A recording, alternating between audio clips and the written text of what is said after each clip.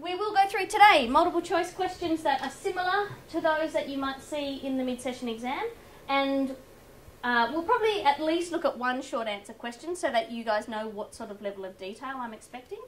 Okay, so hopefully on all of your screens a multiple choice question has now opened. If at any point throughout the class you do have questions, clearly those of you off site, type in the text chat box. Please do feel free to do that. So here is the first question. Which microscopy technique enables three-dimensional visualization of biologic specimens? Okay, let's have a look. Hopefully the results have come up on your screen. And 88% have said that confocal microscopy enables a 3D view. I would agree with that. Okay, let's go on to our next question. Loose connective tissue, typically found in which of the following locations? So let's have a look at what people thought. Loose connective tissue, lamina propria. So once again, the majority of the class has got that correct. Let's have a look in the text chat what people thought. So Grace has come in and said dense regular in tendons, absolutely spot on. And Michael and whoever's on iPad 5, sorry I should have changed the names there.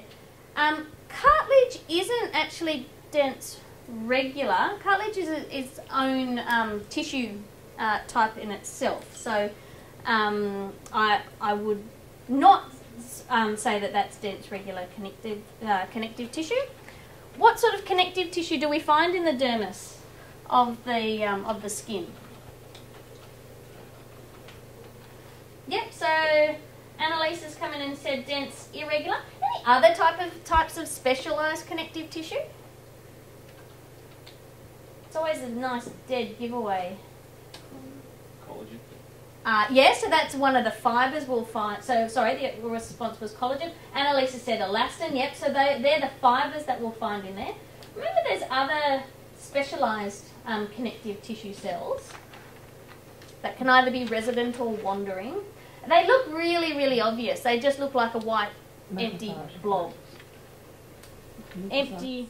So leukocytes, yeah, you could see them in the skin if you've got some inflammation. Not routine.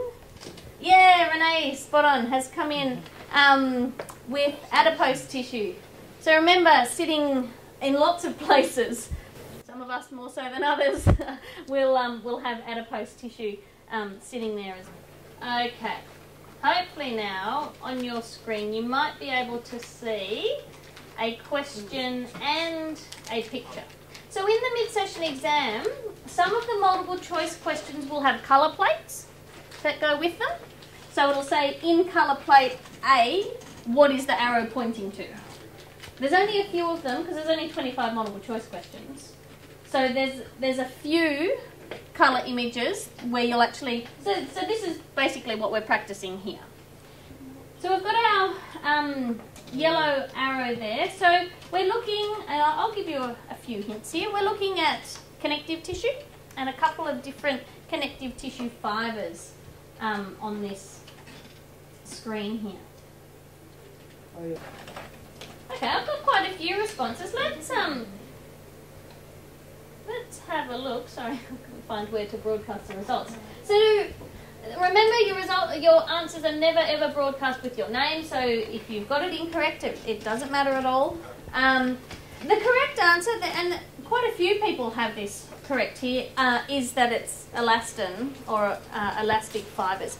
So if you go back and have a look at the lecture material, so if I was to get my arrow and was to start indicating some other fibres here with my green arrow, then I want to type in the text chat what the green arrow might be pointing to. So, yep, Renee, Annalise, lots of people have come in there and said collagen. Yeah, spot on. Let's be honest. I have completed the following tasks, and as I say, I can't tell who responds what. So let's see where people are at with their preparation, and I will show everyone where we're at. We've got a pretty decent spread. I'm pleased to see that most of the class are sort of beyond that, watching the YouTube clips. I think they're quite helpful. I don't know what you guys thought, but I think that sort of thing actually is really helpful with preparing for this sort of exam. So have a look at today's activity. What we're going to do is you're actually going to get given a series of images. Now clearly for the Histo Challenge exam it's at a microscope, so you will have the full slide to be able to view and comment on. So this isn't, you know, a complete simulation of that. What you have to do is basically pretend that it's like the Histo Challenge exam. Yeah? So you'll have, when you get sent into your classrooms, and you've all got different images, by the way, in pairs. Those of you off-site, you'll also be paired up with someone else. If you've got a microphone, then you will be able to speak to them through your microphone. If you don't have a microphone, the text chat will be open, so you'll be able to communicate that way. So what you need to do is you need to identify the tissue of origin and then write notes on what actually helped you decide what tissue type it was. Then I want you to actually label the features on the images. That with a maybe like. It looks like some sort of glandular tissue, doesn't it, with that epithelium. Excellent. Thanks, Amanda. No worries. You can, flick through the slides and do all of those things. But it does. So, Amanda, spot on. Correct. Like the darker bits in there, is that like some of that? It's just going to be muscle that's a little bit thicker. Yeah. Yeah, it is. That's exactly right. Okay. And I can understand why those two would be what you would have been tossing up. Do you know what I mean? And that's a good thing. So, that should be a bit of a giveaway. Remember where the prostate sits. Okay, what we're going to do, and we're going to have to do this quite quickly, is to get the individual groups to report back on what they've done whilst they were in those breakout rooms. So I'll start with group 1. So what I'm going to do is I will put up the slides that were in that particular group. So group 1 decided that their particular piece of tissue was appendix. And I've got to say that I agree with that. Okay, everyone's attention, group 4. Okay, so we have the cervix, and you can see the transitional zone. It went from squamous, stratified squamous epithelium to a simple columnar. Yep.